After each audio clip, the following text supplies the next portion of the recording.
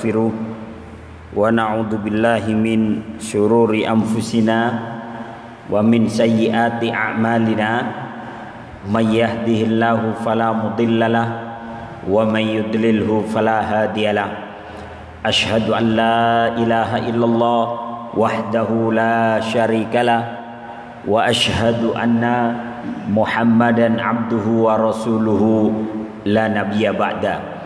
Allahumma salli wa sallim ala Muhammad wa ala alihi wa sahbihi ajmain, amma ba'du. Bapak-bapak yang dirahmati Allah Subhanahu wa taala, alhamdulillah pagi hari ini kita mengawali kehidupan kita dengan beribadah, bermunajat kepada Allah Subhanahu wa taala, dilanjutkan dengan mendengarkan tausiah sampai waktu syuruk tiba. Mudah-mudahan duduk dan hadirnya kita di tempat yang mulia ini senantiasa menjadi pemberat timbangan amal baik kita nanti yaumul qiyamah. Amin ya rabbal alamin. Salawat dan salam senantiasa tercurah kepada Nabi Allah Muhammad sallallahu alaihi wasallam, kepada keluarga, para sahabat dan para pengikut beliau sampai akhir zaman nanti. Bapak-bapak yang dirahmati Allah Subhanahu wa taala, melanjutkan kajian kita membaca kitab Bulughul Maram, kitab fikih ya yang isinya hadis semua. Pada pertemuan yang lalu kita sudah membahas tentang iddah dan ihdad, yakni masa iddah dan hal-hal yang berkaitan dengan berhias ya. Ihdad itu artinya berhias. Maka selama masa iddah seorang wanita dilarang untuk berhias yang menyebabkan tertariknya laki-laki kepada dia. Nah, pada pertemuan kali ini kita masuk pada bab ar-radha', yakni bab tentang penyusuan. Jadi kalau dalam Islam ada satu hukum namanya hukum saudara sepersusuan ya, bukan saudara kandung tapi menjadi mahram karena pernah disusui oleh ibu kandung kita ya. Cuman memang menjadi saudara sepersusuan atau menjadi mahram karena sepersusuan itu ada beberapa syarat. Syarat pertama, yang disusui itu di bawah usia 2 tahun. Jadi itu syarat pertama. Jadi di bawah usia 2 tahun, kalau dia menyusu ya kepada ibu kandung kita, maka dia menjadi saudara sepersusuan kita.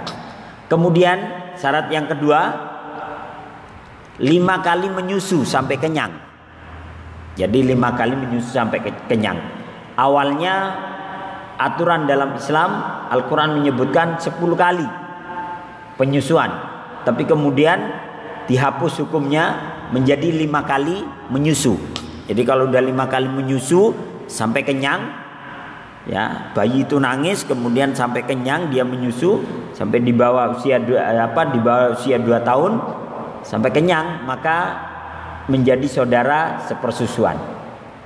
Kalau cuma sekali menyusu di ibu kita nggak jadi saudara sepersusuan. Tapi kalau sudah 5 kali sampai kenyang menjadi saudara sepersusuan. Yang ketiga, syarat yang ketiga, menyusunya itu menumbuhkan daging dan menguatkan tulang, kata Nabi. Artinya kalau sudah 5 kali menyusu sampai kenyang, air susu itu akan tumbuh menjadi daging buat bayi tersebut dan menguatkan tulang. Ya, artinya tumbuhlah itu menjadi sesuatu yang tumbuh. Jadi setidaknya syaratnya 3. Menjadi saudara sepersusuan kalau dia menyusu di bawah 2 tahun. Ya, umur 0 tahun sampai 2 tahun. Yang ketiga, yang kedua, bahwa menyusu sampai 5 kali menyusu. Kemudian berikutnya bahwa air susu yang dia minum itu menumbuhkan daging dan menguatkan tulang.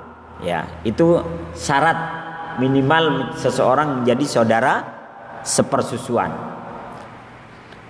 An Aisyah radhiyallahu anha qalat, qala Rasulullah sallallahu alaihi wasallam, la tuharrimul mussatu wal mussatan.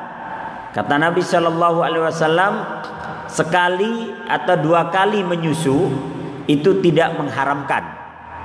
Jadi kalau ada bayi orang lain disusui oleh istri kita, cuman sekali atau dua kali menyusu, itu tidak menjadikannya sebagai mahram. Kalau cuman sekali dua kali. Tapi kalau sampai 5 kali, sampai kenyang, bayi yang tadinya nangis sampai kemudian diam, ya, menyusu sampai diam, kemudian sampai pulas, maka dia menjadi saudara sepersusuan. Wa anha qalat, dan dari Aisyah pula radhiyallahu anha, Aisyah berkata, qala Rasulullah sallallahu alaihi wasallam, Rasulullah sallallahu alaihi wasallam bersabda, undurna man ikhwanukunna fa innamar radha'a minal maja'ah. Kata Nabi sallallahu alaihi wasallam, wahai kaum wanita, perhatikanlah saudara-saudaramu sepersusuan. Jadi pada masa itu banyak wanita-wanita Arab itu menyusukan bayinya kepada orang lain, termasuk Rasulullah Shallallahu Alaihi Wasallam. Ketika beliau masih bayi, itu sempat disusui oleh Ummu Aiman, kemudian disusui oleh Halimah As-Sa'diyah, ya. Kemudian dirawat di tempat Halimah As-Sa'diyah itu sampai beliau usia 5 tahun. Artinya mereka sudah terbiasa itu menyusukan putra-putrinya kepada orang lain. Sehingga ketika terjadi penyusuan ini, maka para wanita disuruh memperhatikan siapa saja yang menjadi saudara sepersusuan, karena dia akan menjadi mahram, tidak boleh menikah. Ya, tidak boleh menikah. Maka kata Nabi, wahai kaum wanita, perhatikanlah saudara-saudara sepersusuanmu, sebab penyusuan itu hanyalah karena lapar.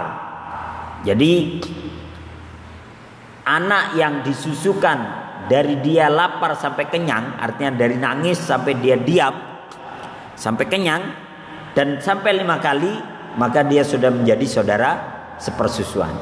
Tapi kalau cuman ada bayi nangis sekedar disusui sebentar gitu, kemudian ibunya datang dikasih ke ibunya, tidak menjadi saudara sepersusuan, tapi menyusunya sampai kenyang. Bahkan dalam riwayat yang lain sampai dia tertidur, ya, sampai dia tertidur. Wa anha qalat, ja'at Sahlatu bintu Suhail faqalat ya Rasulullah, inna Saliman maula Abi Hudzaifah ma'ana fi baitina wa qad balagha ma yablughu rijal. Qala ardi'ihi tahrim alaihi. Dari Aisyah pula meriwayatkan, kalau hadis yang tadi diriwayatkan oleh Imam Bukhari dan Muslim, ini hadis berikutnya diriwayatkan oleh Imam Muslim. Dari Aisyah radhiyallahu anha berkata, Sahla binti Suhail datang kepada Rasulullah dan bertanya, wahai Rasulullah, sesungguhnya Salim budak kecil yang telah dimerdekakan oleh Abu Hudzaifah tinggal bersama kami di rumah kami. Jadi Salim ini budak dulunya miliknya Abu Hudzaifah, kemudian dimerdekakan sehingga dia menjadi anak yang merdeka, tinggal di rumah Abu Hudzaifah sehingga sering ketemu dengan istrinya Abu Hudzaifah. Sedangkan dia mulai beranjak dewasa, mulai beranjak menjadi remaja kalau bahasa kita, ya, anak yang sudah mulai besar lah, ya mungkin SMP lah kalau bahasa kita. Tinggal bersama kami di rumah kami, padahal dia sudah beranjak dewasa. Maka beliau bersabda, Rasulullah bersabda, susuilah dia agar dia menjadi haram untukmu, ya. Hadis riwayat Imam Muslim. Dalam riwayat yang lain, susuilah dia agar dia menjadi haram kepadamu, kata Nabi. Maka Sahla binti Suhail bertanya, ya Rasulullah, bagaimana aku menyusuinya padahal dia sudah mulai besar? Nabi tersenyum. Sudah, susui dia, yang penting dia menjadi mahram, menjadi haram buatmu. Supaya Abu Hudzaifah tenang. Kenapa? Supaya dia tidak menjadi orang asing di rumahmu. Hadis ini menimbulkan perdebatan di antara kalangan para ulama. Kenapa? Karena syarat penyusuan itu kan harusnya di bawah 2 tahun. Itu yang pertama. Yang kedua, 5 kali menyusu sampai kenyang. Ya. Yang ketiga, syarat penyusuan itu menjadi mahram kalau penyusuan itu menjadi daging, menumbuhkan daging dan menguatkan tulang. Nah, hadis ini kemudian menjadi perdebatan karena bertentangan dengan periatan-periatan yang ada. Tapi hadis ini sahih secara periwayatan. Sahih, apalagi diriwayatkan oleh Imam Muslim. Sehingga kemudian kesimpulan para ulama, ya, dengan munculnya berbagai perdebatan, kesimpulan para ulama bahwa hadis ini menjadi kekhususan buat Sahla binti Suhail. Jadi menjadi kekhususan buat Sahla binti Suhail dan suaminya, yakni Abu Hudzaifah, supaya Abu Hudzaifah ini tenang. Dalam riwayat yang lain itu disebutkan begini, Abu Hudzaifah ini kurang senang kalau mantan budaknya itu sering ketemu dengan istrinya gitu, ya, apalagi di satu rumah gitu. Jadi Suhail ini kurang senang, kalau bahasa kita itu cemburu gitu ya. Kenapa? Karena dia orang lain gitu. Tapi karena sudah dimerdekakan dan dia berniat untuk merawatnya, sehingga ini anak mulai beranjak menjadi remaja. Tapi ada rasa kecemburuan dalam Abu Hudzaifah. Maka kemudian disuruhlah istrinya menanyakan hal ini kepada Rasulullah. Maka Rasulullah menyatakan susui dia supaya dia menjadi haram buatmu. Jadi kalau bahasa kita itu ini sekedar syarat saja. Nabi menyuruh istrinya menyusui mantan budak itu supaya dia menjadi haram buat istrinya dan menjadikan tenang buat Abu Hudzaifah dan menjadikan tenang rumah tangga Abu Hudzaifah dan istrinya. Jadi sekali lagi, menurut para ulama, hadis ini menjadi pengecualian, yakni menjadi kekhususan untuk Sahla binti Suhail. Hanya sekedar apa kalau bahasa kita itu Pak? Formalitas saja lah. Yang penting suamimu tenang dan anak itu telah menjadi mahram buat kamu.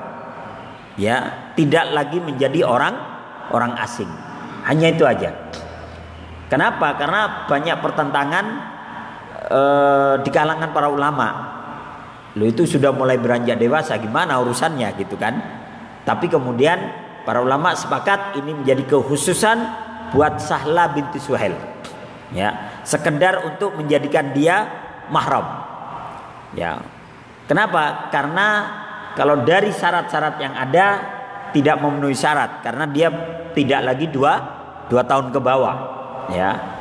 Dan tidak mungkin menyusu sampai 5 kali, dan tidak mungkin menyusu sampai kenyang, sampai menumbuhkan daging dan menguatkan tulang. Maka khusus ini Nabi memberikan pengecualian dan sekedar formalitas saja. Kalau dalam ilmu usul fikih itu ada namanya hilah, Pak. Hilah itu apa ya? Siasat dalam hukum fikih. Hilah. Jadi Nabi pernah mengunjungi seorang pemuda yang sakit keras.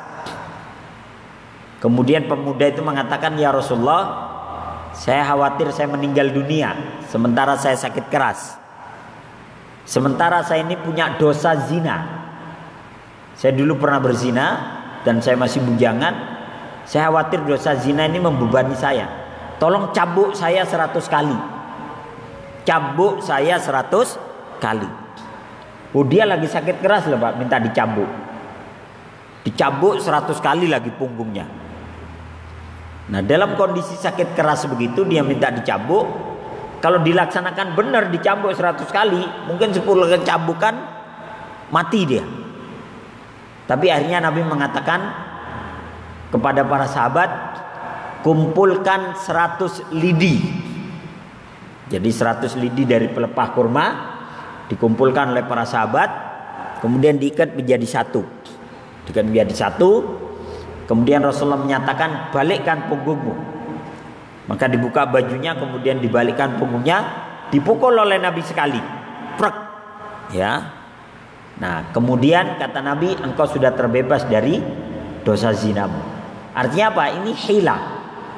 Hila itu apa ya? Siasat dalam hukum fikih. Hukum tetap dilaksanakan, tapi karena situasi dan kondisi yang tidak memungkinkan dilaksanakan dengan sebenar-benarnya, maka tetap hukum dilaksanakan dengan cara yang sedikit berbeda. Itu namanya hila, siasat dalam hukum fikih. Hukumnya tetap dilaksanakan, tapi dengan mempertimbangkan situasi dan kondisi.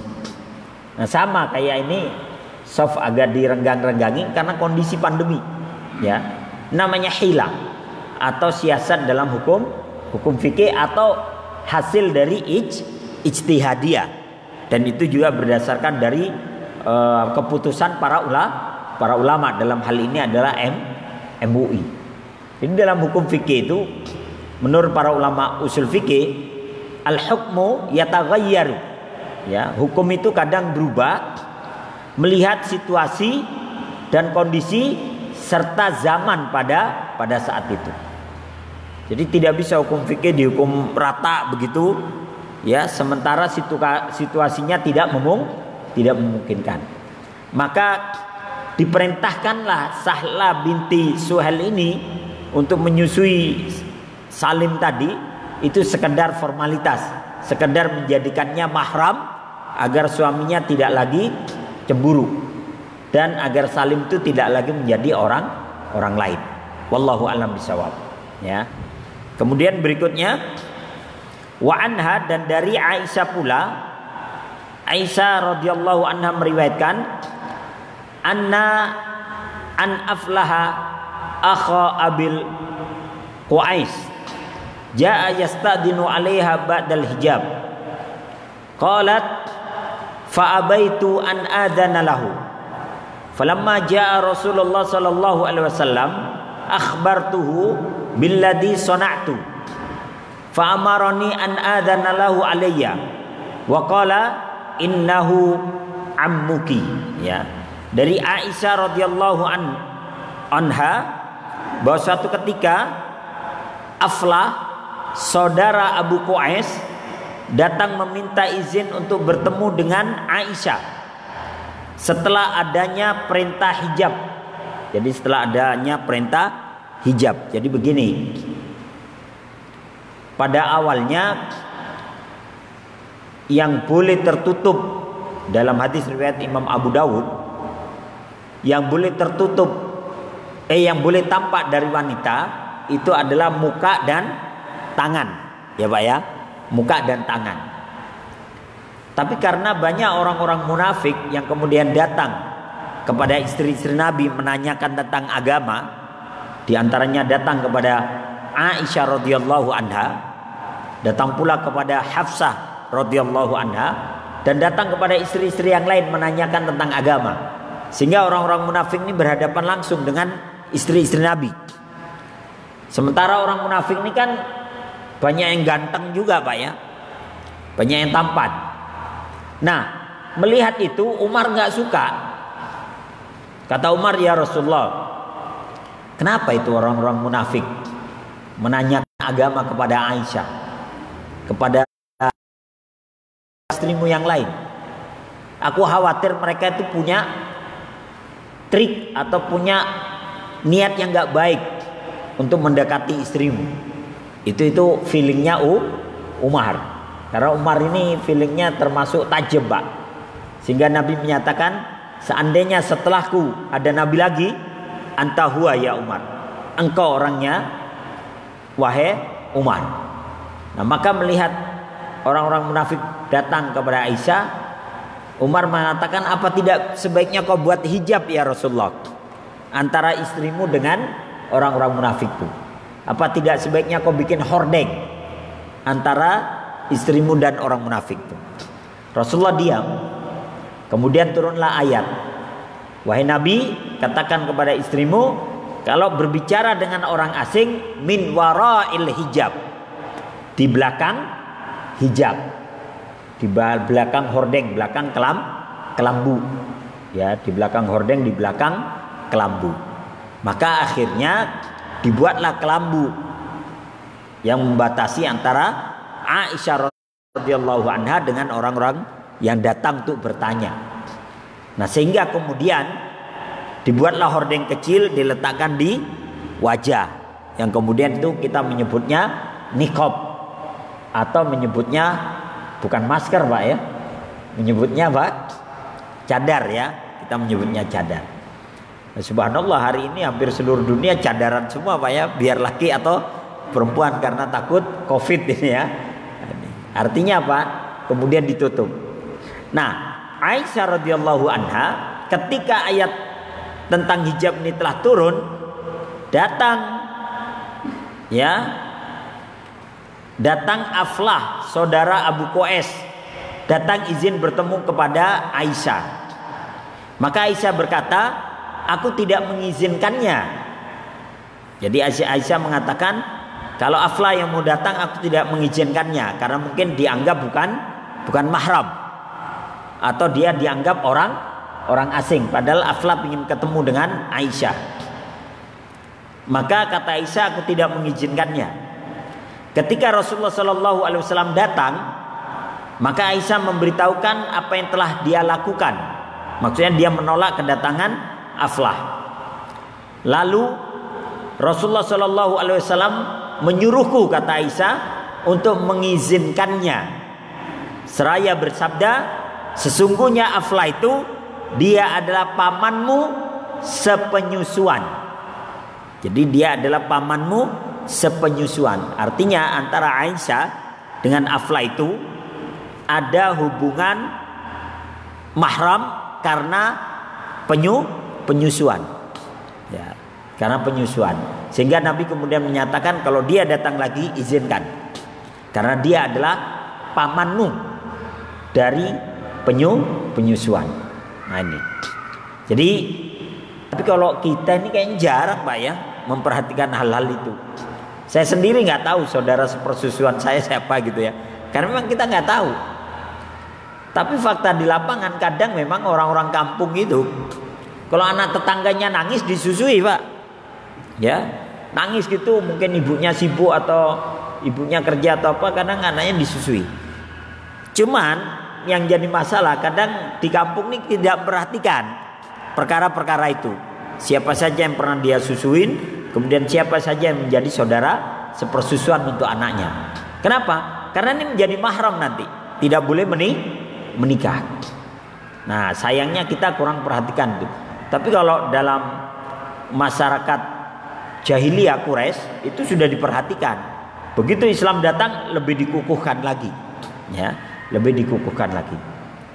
Nah kemudian berikutnya wa anha qalat, ya, kana fi ma unzila fil Qur'an asyru radha'atin ma'lumatin yuharrimna summa nusikhna bi khamsin ma'lumatin fatuwfiya Rasulullah sallallahu alaihi wasallam wa hiya fi ma yaqra minal Qur'an.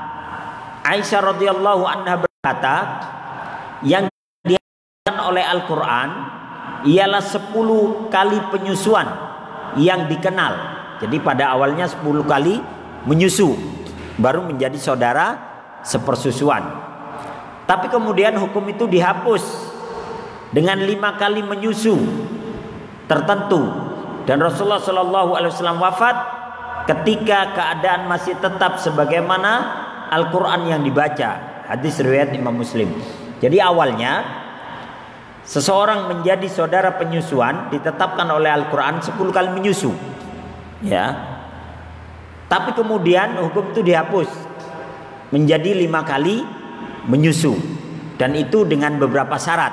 Pertama, anak yang menyusu itu usia di bawah 2 tahun. Yang kedua, menyusu sampai kenyang. 5 kali itu sampai kenyang. Yang ketiga, air susunya itu menumbuhkan daging dan menguatkan tulang. Ini syaratnya. Maka dia menjadi saudara sepenyusuan. Karena memang kadang begini Pak, mohon maaf.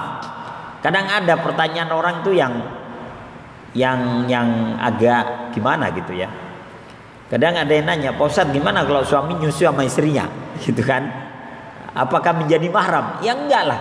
Wong dia tidak lagi di bawah 2 tahun. Syarat-syarat itu harus dipenuhi. Kadang pertanyaan-pertanyaan masalah fikih ini muncul karena seringkali tidak dijelaskan syarat-syarat sahnya seseorang itu menjadi mahram karena penyusuan.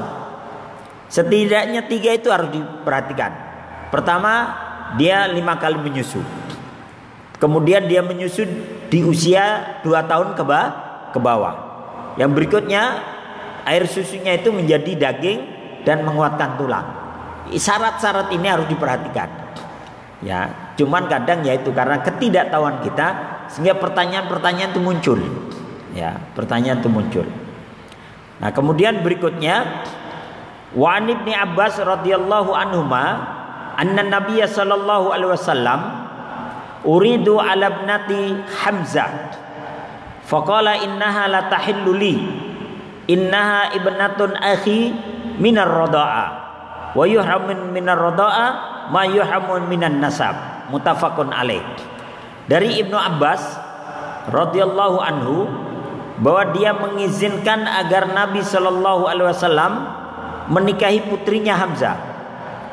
Beliau bersabda, putri Hamzah itu tidak halal untukku.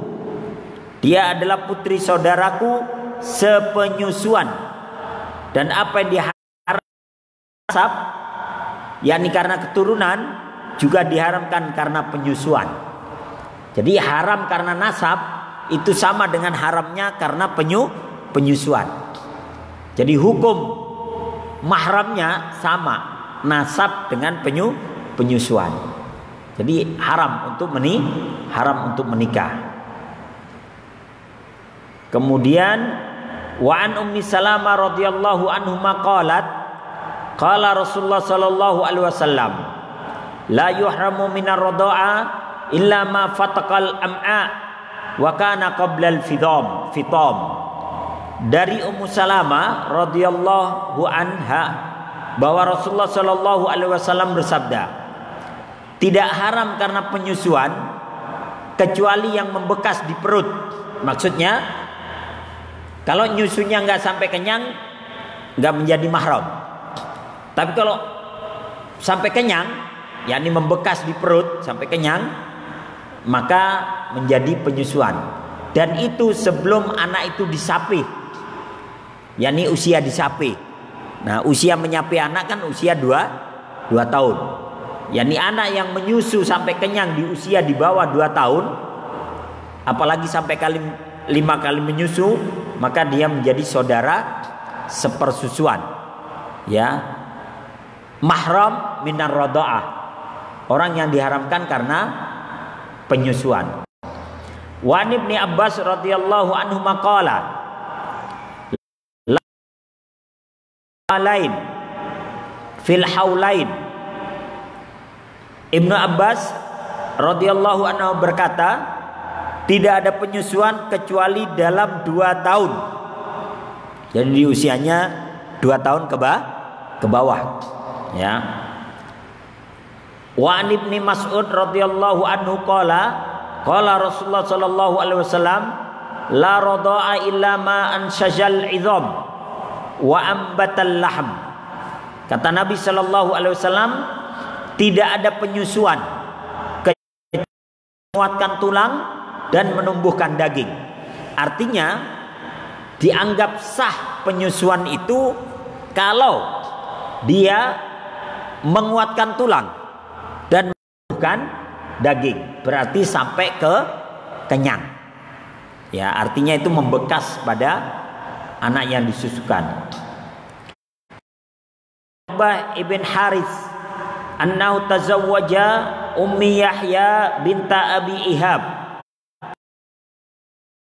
faqalat qad arda'tukuma fasa'ala Nabi sallallahu alaihi wasallam faqala kaifa wa qad qila, kata Nabi fa faraqaha Uqbah wa nakahat zaujan ghairahu akhrajahul Bukhari, dari Uqbah ibnul Haris, bahwa dia telah menikah dengan Ummu Yahya binti Abu Ilhab.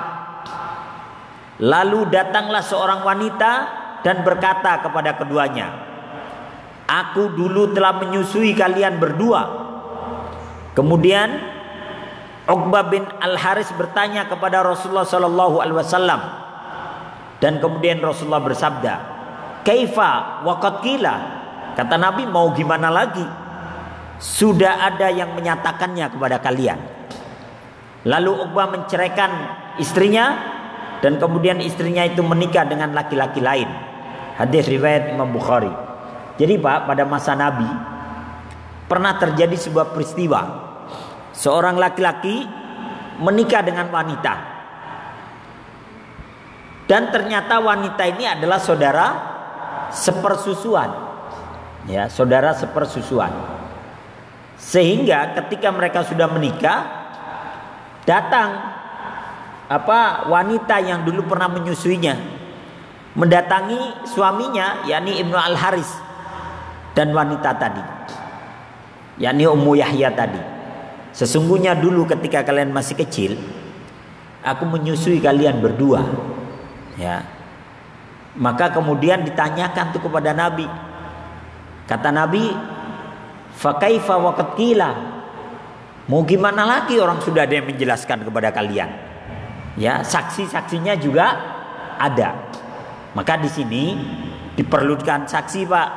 Nggak bisa ada orang ngomong kemudian kita langsung percaya. Ada nggak saksinya? Dihadirkan saksi bahwa memang ini ibu dulu menyusui dua orang ini. Maka kemudian setelah diputuskan di hadapan Nabi, di hadapan saksi, Nabi menyatakan wa kaifa wa qad qila. Mau gimana lagi, orang sudah ada yang menjelaskan kepada kalian.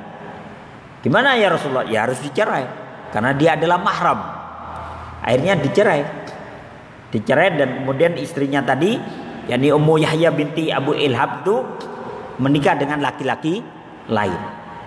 Jadi disinilah pentingnya kita memperhatikan tentang radha'ah, tentang saudara sepersusuan. Tapi kalau kita mungkin nggak terlalu khawatir Pak ya, karena budaya kita tidak seperti itu. Kalau masyarakat Arab zaman dulu memang begitu, lebih sering bayinya disusukan kepada orang lain. Tapi kalau kita agak jarang lah, lebih banyak diurus sendiri. Nah kemudian wa an Ziyad As-Sahmi radhiyallahu anhu qala naha Rasulullah sallallahu alaihi wasallam antustardoa al-hamqa, ya, akhrajahu Abu Dawud wa huwa mursal. Walaisat li Ziyad suhbah. Dari Ziyad As-Sahmi bahwa Rasulullah bersabda, Rasulullah melarang menyusukan kepada perempuan-perempuan bodoh. Riwayat Abu Dawud, tapi hadis ini mursal. Ya, mursal dalam hal ini ada kelemahan dari sisi periwayatan. Ya, kenapa? Ziyad itu bukan yang meriwayatkan, Ziyad itu bukan seorang sahabat. Dia mungkin generasi di bawah sahabat. Sehingga kalau dia bilang ketemu langsung atau disambungkan langsung kepada Nabi, nggak nyambung hadisnya. Sehingga hadis ini lemah. Artinya apa? Dari sisi hukum hadis ini tidak bisa dijadikan standar kekuatan hukum. Bahwa Rasulullah melarang menyusukan anak-anak kita kepada wanita-wanita bodoh. Ya, secara hukum memang tidak kuat. Tapi kalau kita melihat dari sisi psikologi, bisa jadi hadis ini sahih secara makna. Kenapa? Karena kalau kita menyusukan seseorang kepada orang lain, itu sifat-sifatnya akan memberikan pengaruh. Adalah orang yang cerdas, orang yang pandai, maka dia akan memberikan pengaruh yang luar biasa. Makanya Rasulullah itu disusui oleh Halimah As-Sa'diyah. Komentar dari Abdul Muthalib, kakek Nabi, apa? Halimah itu dari suku As-Sa'diyah, suku orangnya yang baik-baik, orang yang dikenal sopan santun dan sebagainya. Maka namanya juga bagus, Halimah. Halimah itu wanita yang apa ya? Halim itu apa Ustaz ya? Penyayang ya. Halim itu penyayang. Halimah. As-Sa'diyah. As-Sa'diyah itu bahagia. Udah penyayang, bahagia lagi orangnya. Maka Rasulullah kemudian tumbuh menjadi anak yang luar biasa. Kenapa? Karena memberikan pengaruh. Kenapa anak-anak kita itu diperintahkan untuk disusui oleh ibunya selama 2 tahun? Supaya ada kedekatan dengan ibu. Sifat-sifat ibu itu tumbuh kepada anak-anak kita. Tapi kalau baru lahir langsung ke sapi, ya, sifat sapinya yang banyak nyeruduk melulu ya. Nah, jadi intinya ada pengaruh kalau secara psikologis. Karena dalam hadis yang lain Nabi juga mengatakan begini. Iyyakum wa khadra'ad diman. Qila wa ma khadra'ud diman ya Rasulullah? Qala al-mar'atul hasna fi mambatisu. Kata Nabi, jauhilah oleh kalian khadra'ud diman. Jauhilah oleh kalian rumput yang hijau tapi kering. Maka sahabat bertanya, wa ma khadra'ud diman ya Rasulullah? Apa maksudnya rumput hijau tapi kering? Maka Nabi menyatakan al-mar'atul hasna fi mambatisu. Rumput yang hijau tapi kering adalah wanita-wanita yang cantik dan baik, tapi dia tumbuh di lingkungan yang buruk. Artinya apa? Walaupun dia cantik, walaupun dia baik, kalau tumbuh di lingkungan buruk, sifat-sifat keburukan itu tetap akan ada pada wanita tersebut. Sehingga hindari, kata Nabi. Maka di antara hadis ini lemah secara periwayatan, tapi secara makna dia benar. Kenapa? Karena dikhawatirkan wanita-wanita bodoh yang menyusui anak-anak kita akan memberikan pengaruh secara psikologis. Wallahu a'lam bishawab. Ya. Syuruk berapa menit lagi nih, Pak? Hah? Udah masuk. Baik. Kalau begitu kita buka pertanyaan, monggo dipersilahkan. Oh ya, syuruk udah masuk. Kalau ada pertanyaan, monggo dipersilahkan. Ada waktu sekitar 5 sampai 10 menit. Jadi bab penyusuan ini sudah selesai. Insyaallah bab berikutnya adalah bab nafkah. Jadi dalam bab munakahat ini, bab pernikahan itu ada 14 bab, Pak. Dan kita sudah masuk bab ke-13 nih, bab penyusuan. Nanti bab ke-14-nya adalah bab nafkah. Bab tentang nafkah. Ya. Monggo silakan Pak Dokter.